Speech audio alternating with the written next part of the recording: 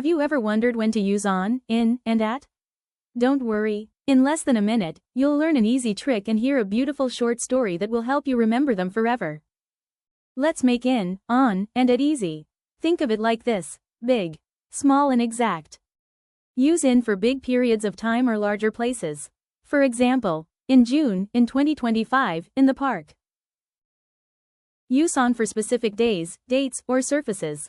For example, on Monday, on my birthday, on the table. Use it for exact times or specific points. For example, at 7 p.m., at noon, at the bus stop. It's time for our short beautiful story.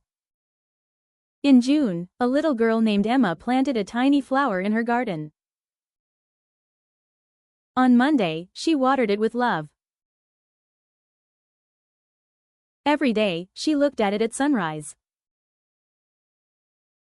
Soon, a beautiful flower bloomed. Emma learned that small acts of kindness can grow into something beautiful.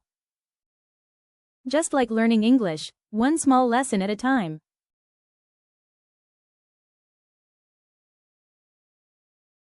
Remember this simple rule: in is big, on is specific, at is exact. Once you understand this pattern, using these prepositions becomes much easier.